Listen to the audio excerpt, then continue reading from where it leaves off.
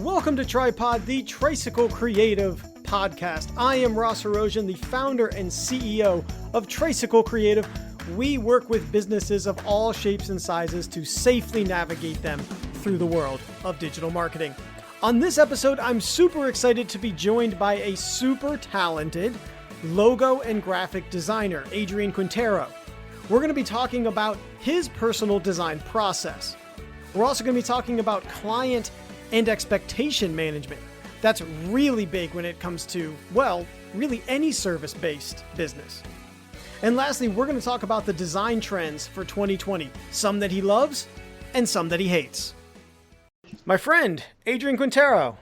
Hey there, Ross. Good morning. Hello to the folks with their ears. I'm so excited. I jumped the gun on saying good morning. It's kind of shameful on my part that I haven't had you on sooner. I got to say, I'm a little embarrassed. I've been waiting by the phone and my email, checking emails every morning. You actually are kind of on the short list of people who have been very politely being like, hey, so want to do a show? And I was like, yes. And then I either forget or I can't find like that just like right kind of topic for us to discuss. But I'm excited to have you today because I do think it's good for people, subscribers to this podcast, to kind of understand and even hear from a logo designer, graphic designer, which is what you are. Yeah. Because I think it's such an important part of when you're a small business entrepreneur. Like, and I am not a designer, as you know, from seeing my sketches that I give you for when we work on projects together. The laughable sketches that I give you and then you make beautiful. But I think that the design aspect is something that we haven't really touched on a lot on Tripod yet. So I'm excited to do that today. I'm excited to be here with you, Ross. And you have I want you to know you're the idea guy and you're the guy that knows other people that get jobs done. So you're that guy. That's your talent. You know, when you created the Tricycle Creative logo. So I kind of, and this is going to go really sideways really fast, so just brace yourself. I'm kind of like, I look at you as like the mother of my logo, right? Like I was the father, if you will, right? But you really carried it to term. Like you carried it to term. You really also been putting in all the good. You put in all the good effort in its formative years. Yeah, yes. You went through the pain, if you will, of making it a thing, of creating it, and I just stood idly by. Well, right? I'm flattered that you mentioned that or you think like that, but I watched my wife give birth to both of my children, our children, and it was nothing like that. The creation of that I did not put in the tenacity and the energy that my wife put in of birthing our children naturally. So it's I haven't been through that, and let me just be very clear. Completely agree. Completely agree with that. Not at all a minimalizing of birth, but again, metaphorically speaking. Metaphorically speaking, that's kind of how I look at it. So, you know, that's a lot of, and so we work together on various projects, logo, graphic design things, and then you also are a freelance designer. And, you know, the one thing I kind of wanted to just take my hat off to you, man. I really don't know how logo designers and even designers as a whole, graphic designers, I don't know how you keep your sanity. I got to be honest with you. Because it frustrates me to no end with clients who we work with or people who I talk to who are not clients. And like on all these other aspects of marketing, they maybe appreciate that they don't know, right? And they appreciate and recognize that someone else is maybe a subject matter expert and they trust their expertise. Mm-hmm. Not the case with logo and graphic design. And I'd be curious to get your take on that struggle, if you will, or that challenge of being a designer. You just got you. Yeah, I feel like the main thing is you have to be a good listener at from the get go, and you have to kind of brush your ego aside. It may work for other designers to have a big ego, and maybe that gets you the followers and that gets you the likes and stuff like that, and people like that type of confidence. I guess I don't know. I sit and I try to listen. Um, it's someone's dream. Somebody it could be that dream that they had when they were a child to grow up and be this, and now they need a logo for it, and they're asking me to help them with this emblem, this sign that's going to communicate what they want to convey. So I think just the main thing is really going into client meetings as a good listener and just kind of hearing it. And I thrive off of that. I get inspired by um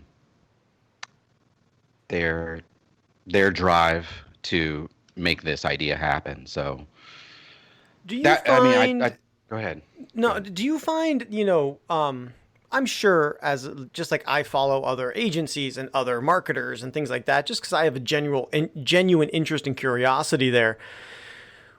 When you follow other designers, things like that, do you kind of find they fall into two camps, like ones that have a very specific, distinct style, and then others that maybe have the skill but are kind of like nimble and flexible?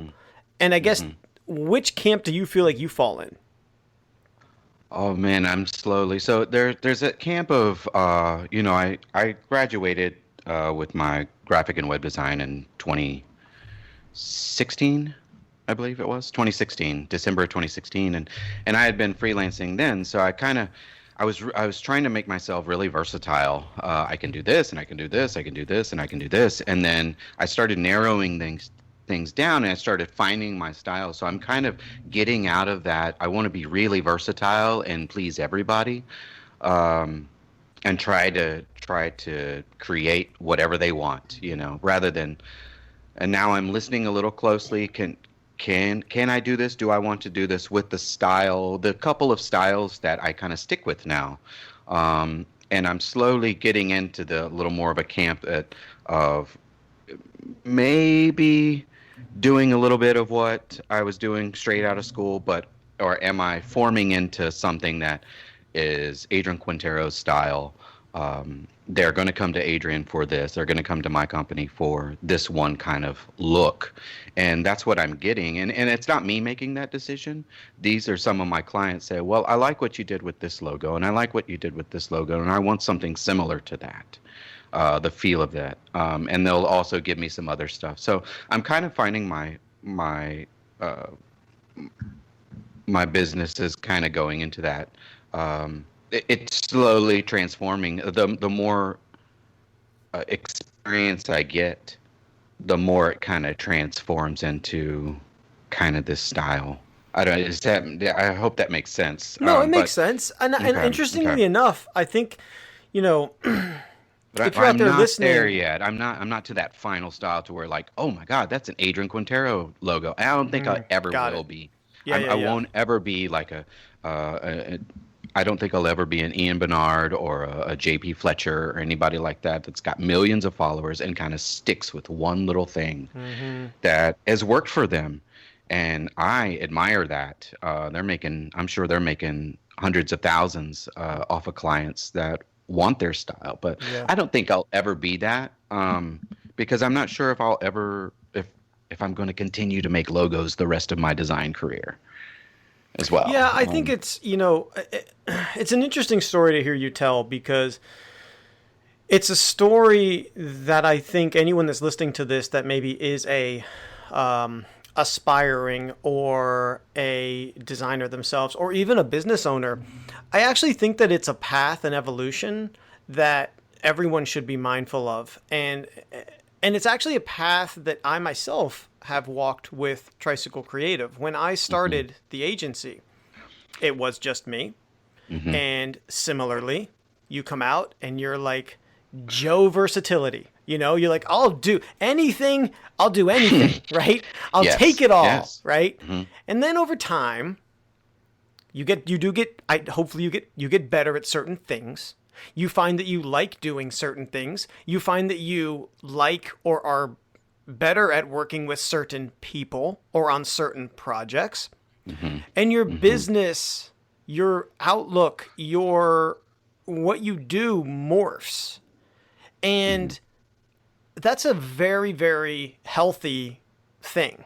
If you start to figure out a little bit more about what are the things that really move the needle for you personally, but also, and at the same time are moving the needle for your business, that's the perfect blend, if you will, you know? So hearing you tell that story, it reminds me a lot of where I am with Tricycle Creative. When we started, the first thing I was doing for many people was website building. And we've expanded and are maybe bringing that back. But I'm going to tell you, for the last 12 months, I have been like, I'm not doing websites. Like my team, we're not doing websites. It's too labor intensive. It's a pain in the butt. You know, it's not an area where I wanted to focus my efforts. And we focused our efforts on developing and building marketing strategies through the roadmap sessions. Like that's what I love doing. And that's our bread and butter. So, you know, we moved off of website for a while. Now we may come back to it, right? But I want to come back to it smarter and more informed. And I think that's the key. I think you said it best when you mentioned that you love doing that for people. You love helping them with the marketing part. I think that's really important. You want to talk about struggles. My struggle since I was a kid, getting into the workforce, Kmart. I was a stock boy at Kmart back in the day. My very first job. I struggled with authority and people telling me what to do or looking over my shoulder. Have I done the list that they gave me? That type of stuff, micromanagement. And so all the way through, I always had a hard time with management.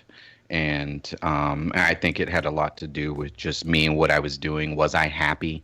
Was I happy with myself? And all I wanted to ever do was art. And I was the happiest when I was selling art, or when I was at an art show. I had my stuff at an art show or something. So I think it's important that we love what we do and we're happy doing it. And I think that's key to anybody getting into anything, anybody listening to this podcast that is thinking about taking the plunge and just doing it, going out and doing it, and stop procrastinating and doing it. And they got to make sure that they're going to love what they're doing. Because if they don't, it's the good work doesn't come out of that. The good work comes out of being helpful, like you are, Ross. You go and you see somebody that needs a little bit of assistance to raise their bar in their business, to take it to another level, and you go out there and you help them, and you're happy doing that. Building websites isn't really helping people. That's just labor. That's just labor. That's monotonous kind of work. And I do it myself, but I also give people tutorials. I don't build a website unless the person can take it. We're the same way. I've moved away. Continue with you. I do not want to update your website every 2 months when you want to tweak this, because then that gets into, and I'm going to charge for that. And then that gets into a whole nother podcast subject right there. And for some people, that may be their jam. But honestly, they may be passionate about that. That may be something they enjoy. And and that's not to take it away to say no one should do that. It's not good. It's just not where I'm at. I'm using website design as just an example. It may be for some. I do love some of it. Don't get me wrong. There's some of it when it's finished. I love the finished product. I know. But sitting there at my desk and moving things to the left and making sure a button is going where it goes, where it's linked to where it needs to go, stuff like that. It's not creative to me. It's just kind of pushing things around a screen. And I definitely want to focus more on the creative. I'm happier doing the creative stuff. Yeah. You touched on something I want to learn more about, and you mentioned kind of this management concept, right?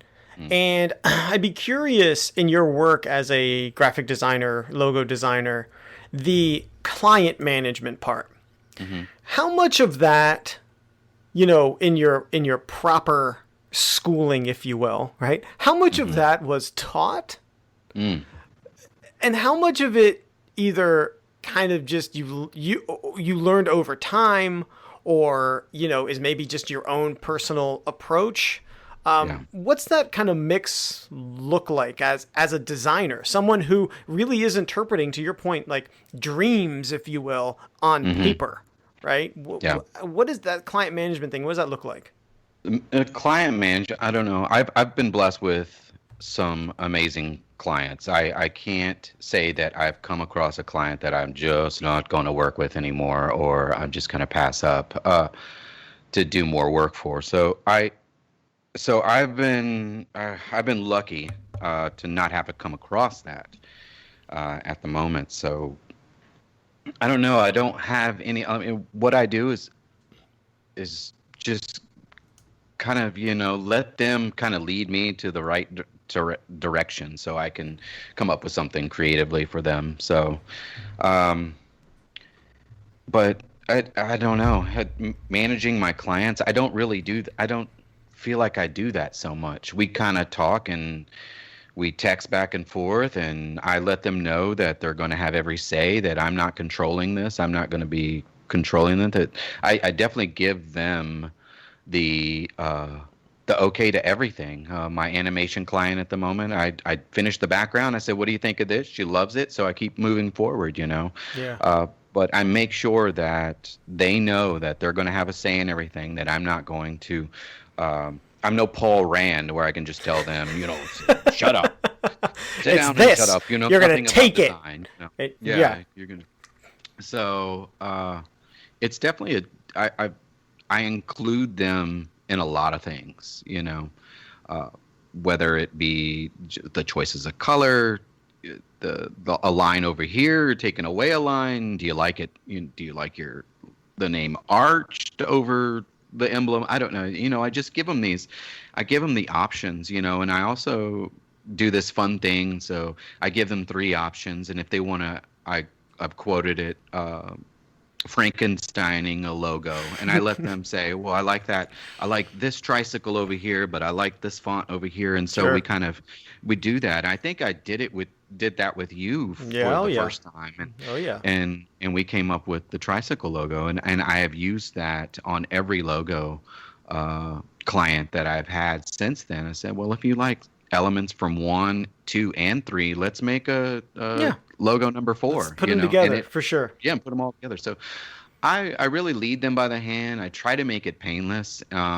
Sometimes I don't get feedback quick enough when I'm still ready to, and once the wind is blown out of my sails, it's hard to get that back up for me, and get those sails back up and get the wind blowing so I can finish a logo. But if you're going to put me on silent for a week and a half, it's tough. That's tough. And so then I have to step in, and when you want to talk about management, I have to step in and say, hey, we're only doing this for $200. Let's not make this 3 months worth of work.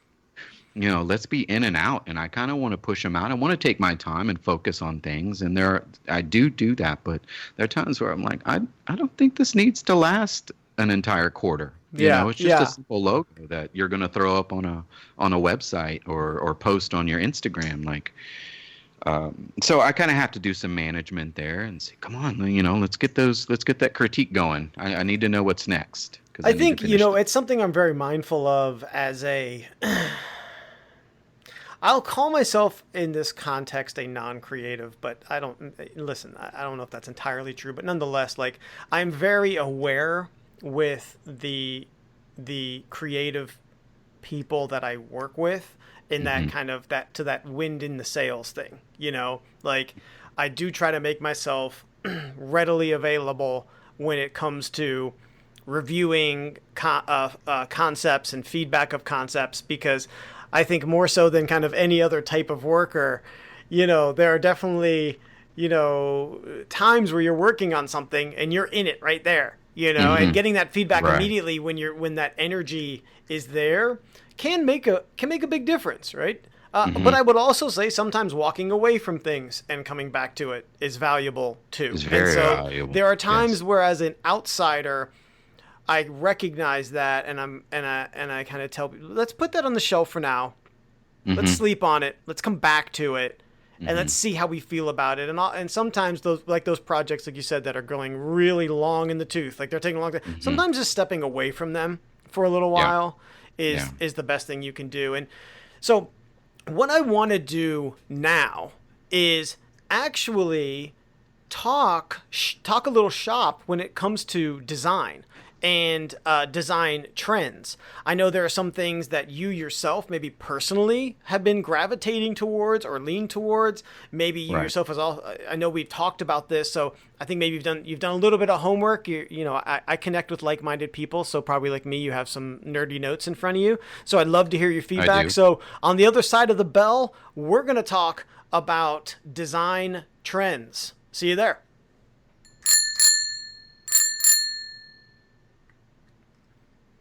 All right, so design trends. I want to kind of, we are recording this in, what is it, July? Oh my God, July 2020. So we're a little bit more than halfway through. Is it July already? Yeah, I know. It's shocking. I'm late for something. I know I'm late for something. It's already July. Sorry, that client. Sorry about that.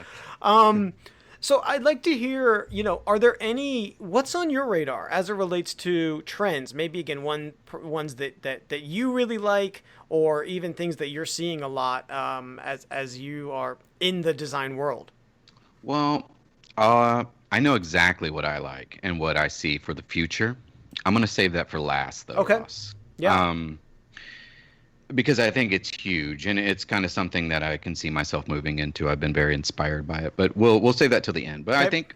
I think right now is the main thing I'm seeing. You sent me that one great. There's a Fast Company article that I sent you. It kind of really gave us the idea to jump on finally and do this podcast. So, and we'll share that article as always in the show notes, tripodpodcast.com. Nice. Okay. Yeah, it was really very informative and a nice kind of overall look at what's kind of going on. But there were some things I disagreed with in that article. I felt like he was pointing out more aesthetics than trends. Which is kind of weird. I mean, which I agree, there were trends in aesthetics, but I don't think this was so much where branding and logos are headed next. He kind of, I don't know. We'll talk about that later. But I think the big one that I like, that I'm still enjoying, and I think will continue to move on, are the use of gradients. I use gradients a lot, and I wow some of my clients with some of the gradients seem to definitely be like in the mix right now. And so for those of you out there, what's a gradient, Adrian? Let's take it down 101 style. Okay, let's take it down. Let's say, so a gradient is a subtle fade from a lighter color. Say if you were using a blue color strategy here, it would be a nice light aqua, maybe even a white into a light blue, and fading into a darker, maybe even sometimes fading into black or a dark navy blue.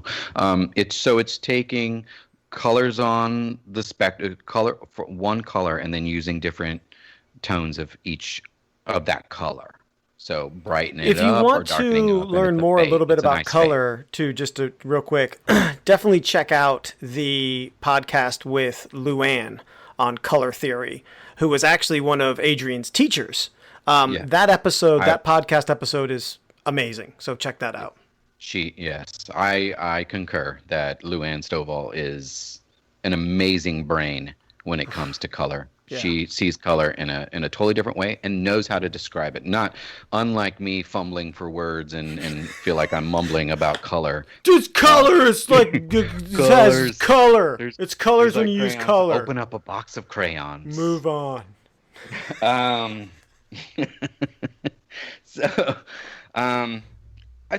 think that the gradients though will become more subtle. So instead of it'll use just like let's say example would be like a sherbet orange, an orange sherbet, and just into a burnt orange rather than a long, big, wide spectrum of different colors, which I've done. I've done that as well, from almost white into a black, almost like a yeah. It's just almost too much, and I think those gradients will start to they'll pull back on the colors that they choose for them, and give something a nice soft gradient. I think is possibly, I don't know the future. I haven't time traveled this month. Hey, just out of curiosity, do you watch the show Dark on Netflix? Dark. Talking No, about time travel? it's I know you're a sci-fi. I think it's you're a the one with sci-fi the nerd, cave. like One me. with the cave. Yeah. It's like Dutch or German or Yeah, something. yeah, yeah. I have not watched It's that yet. I've intense, seen but it. I think you might like it. Sorry. I love time travel. Yeah, you'll love it then. I think like using gradients on simple shapes is a trend at the moment right now. So doing it on a circle or a square, and then tapering stuff out and using shadows over that and stacking those. And so I see that, me as a designer, and I'm a little more going towards raw and imperfection and organic, kind of homemade, hand-drawn kind of logos is what I've kind of leaning towards. But I've used, like on the Round Rock Arts logo, I did that kind of illustrative, raw, organic logo, but then I put that nice gradient on there. That was that magenta to that deep purple that I did on that logo. So I'm hoping to do more of that. I'm hoping to see a little bit more of that too. Just so I'll be right about my With that kind of stuff, so when you see something you like that, is that just kind of become just an inspiration or tool in the toolkit, right? Or, I guess, is it situational, right? I don't imagine you go in, I mean, to your earlier point that you really listen to the client, it's probably dictated from that, but I don't imagine that you very often go in and be like, I know exactly what design type thing I'm doing before you even talk to the client. Is that accurate?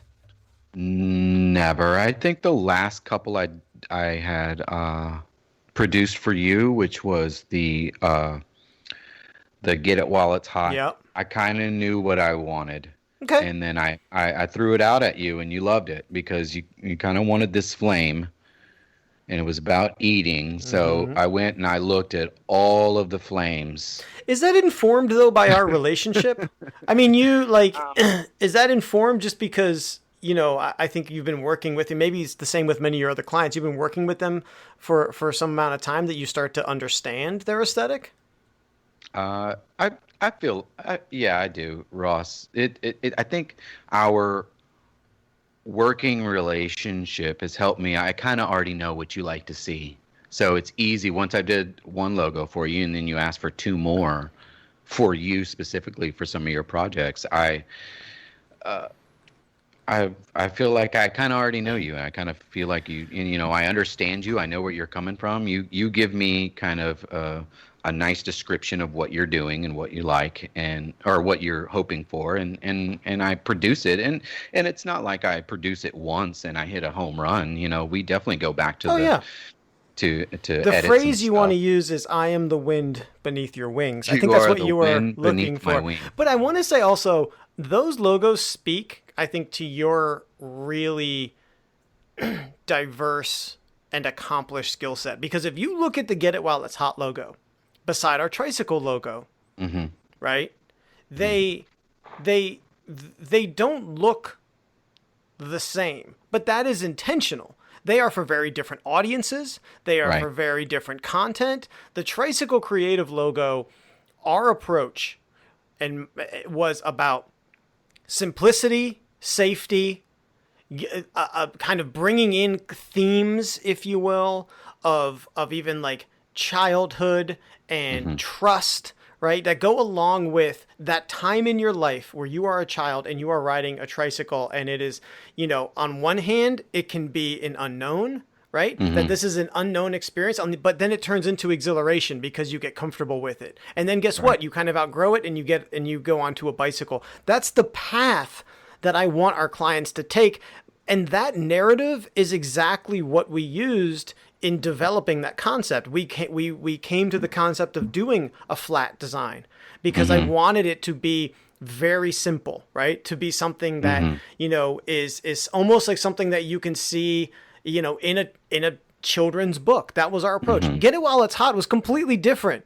It's an entertainment, silly show where Chris and I talk about novelty food marketing, and we eat the food and we comment on it, and so it's very different audiences. And I think that's the different approach when it comes to creating logos, right? They are a part of Tricycle Creative, but they're for very different audiences. So we have the gradient piece. What's another trend that you either really like or at least are seeing a lot of? Seeing a lot of the thin, minimal, kind of simplistic, I should say, maybe, designs.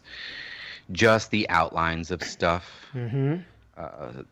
engulfed in a nice thin circle. Yep.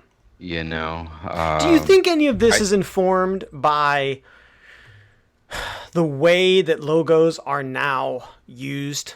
And I say that like how they are now a central piece of social, right? When you look at a social media account and you have your profile picture, right? That the logo, is this a tail wagging the dog situation where, okay, well, they have to be circles on Instagram to fit inside of you. So are you, is there any sort of trend to see, like, maybe we're seeing a lot more like circular designs, or at least designs that can fit inside of a circle, if that makes sense, versus designs that are longer, because those just don't always work. It makes total sense. I think that's really important on why you ask so many questions in your client meetings, or those are on your surveys that you're sending to your client.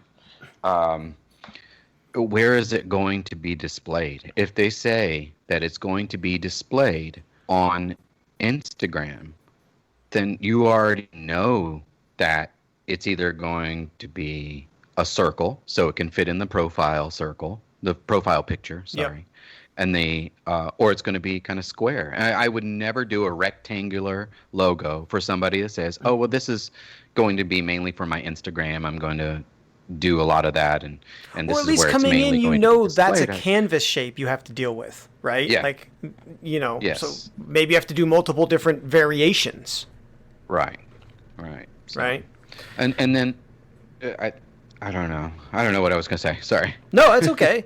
How do you feel about, let me ask you about this. Do you see, or I guess do you lean, like when it comes to typography with logos, how, what's your take on that? Do you see any sort of trends going in the direction of typographical, or even how typography is utilized inside of logos? I think... Well, I do know that one of the typographical trends that I'm seeing lately, which is fun, and I don't know if I'll ever do it or if anybody will ever come to me looking for something like this. I might even have to pass them up. But the 80s revive of like the arcade triangles with the pink neon in the background, and maybe some, kind of lightning bolt-esques with. I don't know. It's just this Sega.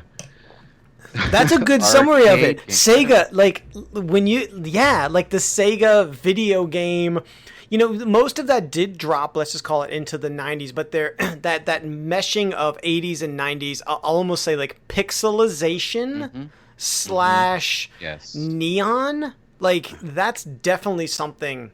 And I see it more on, I've been kind of switched over to Twitch to do a little more creative stuff over there rather than Instagram. It's what my Instagram mainly was, and it always will be, but I switched over to Twitch to do mainly focus more creative work that I do. You can talk about it here. Promote that. Go ahead, tell people what you're doing over there. I'm on Twitch TV, / ATX Quintero.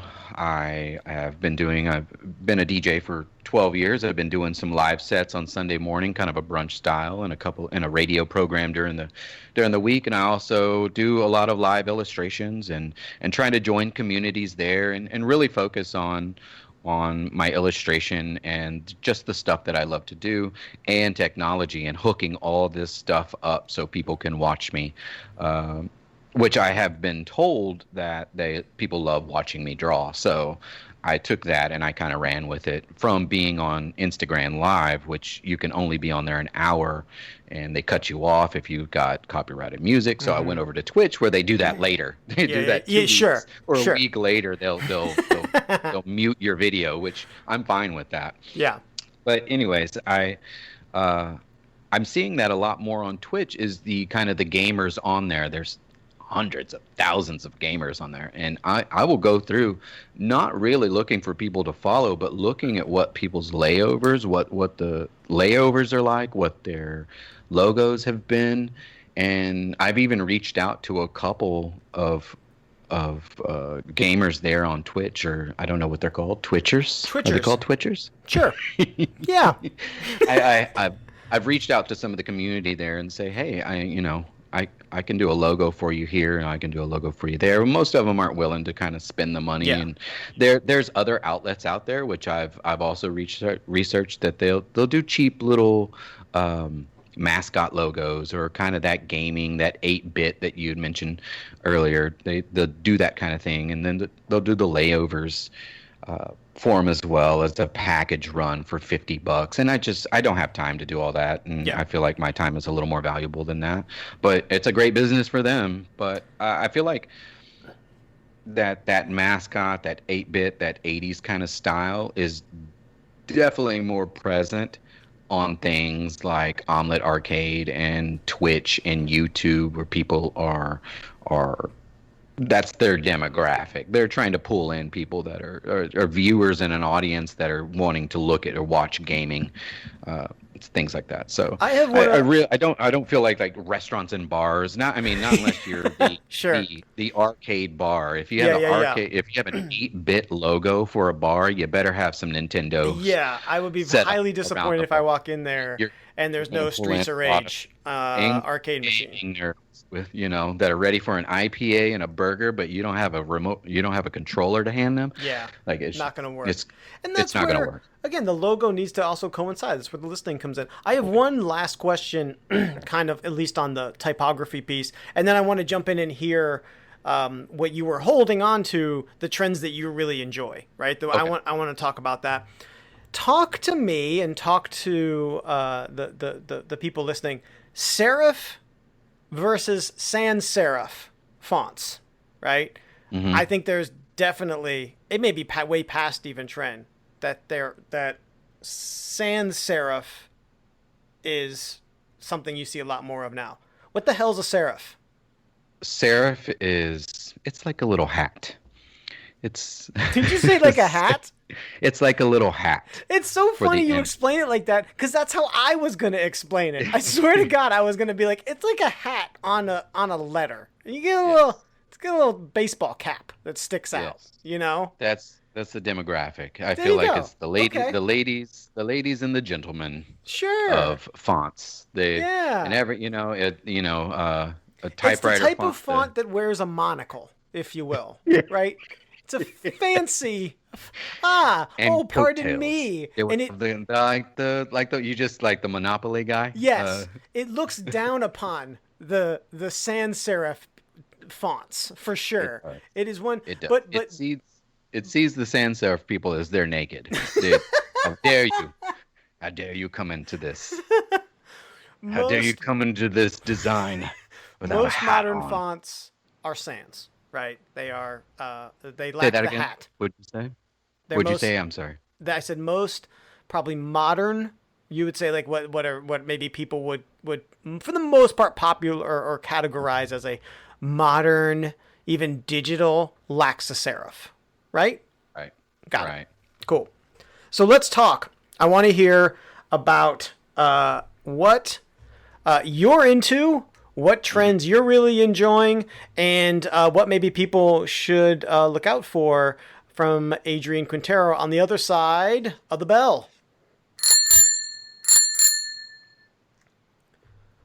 All right, Adrian, fire away. What trends are you into right now? So right now I have really loved the imperfect logo. The one that's sketched down. I feel like most of my clients have loved that style from me. Excuse me. And I learned the hard way. I sketched out a logo for a company, and it was in pencil, mechanical pencil, and it was tiny. It wasn't bigger than an inch on the paper, and it had their name, and it had everything that they were looking for in a logo. And they're like, that's the one, we want it. So I went home and I cleaned it up. I polished it up. I gave it nice, clean lines, and every corner was the same, and everything was symmetrical, except for a couple of little elements they had in there. But I thought that's what they wanted. I thought they wanted me to take that and clean it up. And they were like, where is the little sketch one? The kind of the messy, with the pencil mark, and I said, where's the ugly duckling? Where's the ugly duckling that we wanted? This looks like everything else that's out there right now. So that was a good learning experience for me. So I asked when a client points at one, I said, so this right here, you like all this? How much of this do you want me to clean up? Oh, not much. I kind of like this. I like the way you did it. So I'll go and I'll try not to polish it up too much and kind of keep that grimy, raw, organic, handmade feel. And I feel like that's where I'm a drawer. I've drawn my whole life. I'm a drawer. I make drawings.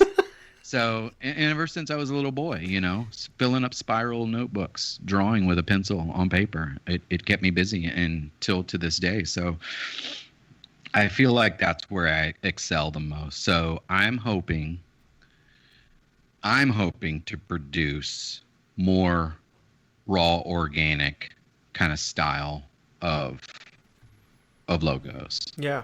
More like the logo I did for you, Get It While It's Hot. Yep. I drew that on my iPad, and you have no idea how quick I drew that, Ross. And you don't want to know. Wait a minute. Hold on now. Hold on. I gotta. Hold on. Let me reassess this invoice here. I gotta look back at this. And here's the thing about that too, real quick, that I want to just before I lose the fleeting thing. The idea of how fast you do something, people can get all bent out of shape, And I had a colleague of mine. He's a contractor, and he would always talk about, like, with people who get upset about, like, oh, maybe you did it too fast. Like, he would come into a house and fix a ceiling fan, right? Mm-hmm. But charge him X amount, and they're like, ugh, that only took you 20 minutes. Yeah. And his thing was like, well, what you're paying for is all the years that it took for me to make that only take 20 minutes. Exactly. You know what I'm saying? So, you got another problem, call me. I'll come fix it in another 20 minutes. I'll be out of your house. Yeah, right? So it's going to be X amount of dollars because I've been doing this for 2 decades. Yeah. Whatever the handyman, whatever his skill level is. He's obviously very skillful if he's coming in, busting it out, doing a great job, and out of your house within an hour or so, like. I broke the light globe on my ceiling fan recently, and it took me 2 weeks to fix it. Let me just put it in context here. Right. My chair that I'm sitting in now, I fixed it twice yesterday because I couldn't do it right the first time. You say fix it, that's in quotes, right? Fixed it. Fixed this chair twice. My wife is over. She giggles at me when I'm over here trying to fix something, and I'm like, here it goes. Nothing can just ever go my way. One little screw or a bolt or a nut, and you're bailing. What other trends are there any other trends that you're kind of into right now? There is. I got 2 more trends. These 2 are the runner-ups. Runner-ups. Okay. I'm loving, like, vintage stamp and like 1930s and 40s kind of cartoon style stuff. You can see it in flat design. You see it in kind of mascot cartoony design. They have big eyes with no pupils and kind of the little V cut out in the eyes, and it looks like kind of Felix the Cat. Like, do you know what I'm talking about? Oh yeah. Okay, so there's some like vintage stamp stuff and that kind of stuff that I'm really loving, and every time I see it, I'm like, oh, that's so great. And if you look at if you go on my Twitch, and I did the library sessions, my Sunday morning DJ set, and I just did a simple stamp, and I kind of tweaked it off to the side, like a hand naturally stamped it down on the page. But it's clean, and it doesn't have that stamp, like those rough stamp edges. It's just, I call it stamp because it's kind of this badge. Other people might call it badge, but they're really simple, and they're easy to do, and they're fun to do because it's so gratifying to put a circle and put some elements inside of it, and it be nice and neat, and it could go with an illustrative, some kind of profile. I see a lot of profiles, and I want to use like the penny or the dime. Yeah. A lot of things are kind of going, some of that vintage style is going that way. They do like, it looks like a penny, like a profile of a person. Say it's the CEO of the company or the person that's running the company, and they just do a little profile of that person, engulf them in a nice little sign or a little circle. So it's presentable on websites and social media and Instagram profiles and stuff like that. So I'm seeing a lot of that, and I'm really loving it. Other people may, it's different. My opinion is my opinion, and I respect everybody else that might totally think the opposite, that's of design, what I'm right? That's just design, man. That's life in general. I mean, we talk about, you can thumb through your Facebook and see people arguing over stupid petty shit, and can I ever? And that's what can you ever? I'm doing it right now. So just kidding. We're doing, we can do it now. Let's, I could call up one of my best buddy designers, and we can argue all day that this style is crap or this style is good, and we can have opposing opinions. We're going to end the conversation with us still having our own opinions, So my next one, my big one that I'm hoping that I get a chance to possibly do this in the future is animated logos. Yeah. I'm seeing people, or a few, not a lot of people, because if you search up animated logos, you get a lot of like plugins for After Effects, Mr. Horse plugins or whatever plugins. And I love them. I use plugins myself. I'm not bashing those. And they do a little twist or they do a little wiggle on some of the logos. And I can tell when it's an After Effects plugin like that. But there are some designers out there that are actually doing frame by frame animations that, let's see, what's his name? Dima Kachev. I want to say Dima. Is that an Instagrammer? Kachev. How am I going to find that person? Okay. Yes, at right. Dima Few, which is at the phone is up now. At DIMAPHEW. Look at his stuff. Yep. It's mesmerizing. I can watch him work all day. And if you see on there, scroll through there, it says ATX Quintero liked, ATX Quintero liked. I have liked almost everything he posted. And he posts. I find I can watch an animator do their thing all day. It's meditative. It's like hypnotic, right? It's hypnotic, and what he is doing, you can almost hear it. He doesn't do audio. He's just doing very like precise. And he makes a line where he already knows where the animation's going to end up when he starts. Yeah. And I want to train my brain to do that. And I kind of do that. I watch enough anime and I watch enough videos to have that kind of that mind's eye that knows motion on a flat piece of paper, or on a flat screen. So what he does, I want to start doing in my own way, not do what he's doing. I don't want to do what he's doing. He's already doing it. But he is opening a door that I'd like to walk through.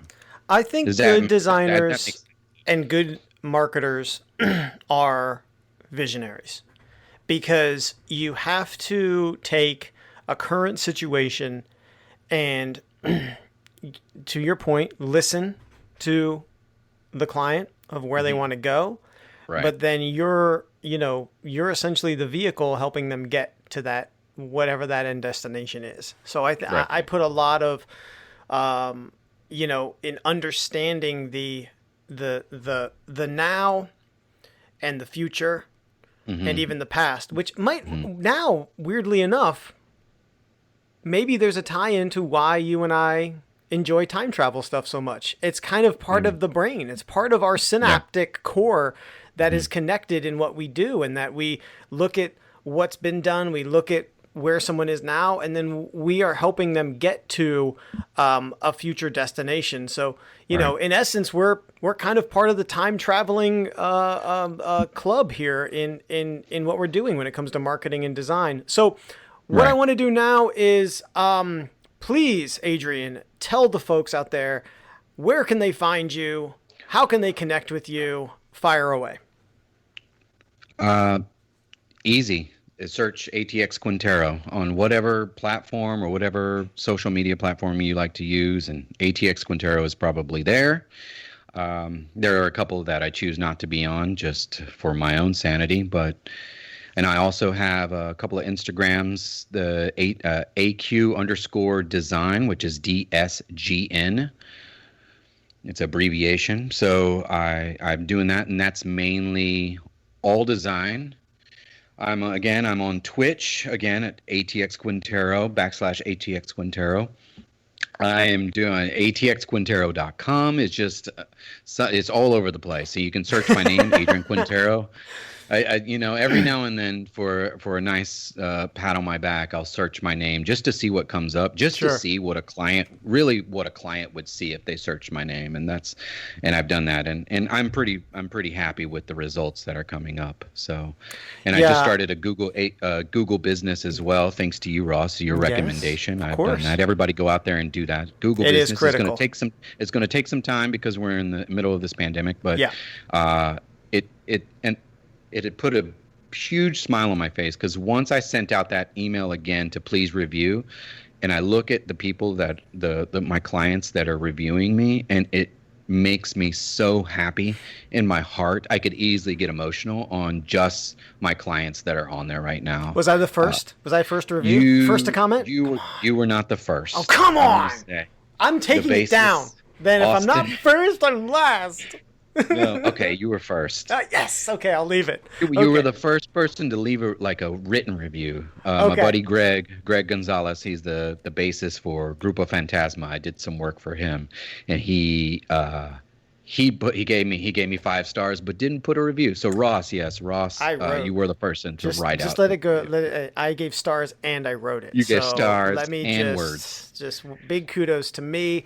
I cannot, if you Google Adrian, ATX Quintero, and look at his Google My Business page, you will see what I wrote, but I will tell you here right now, could not recommend him enough. Adrian was literally one of the first people.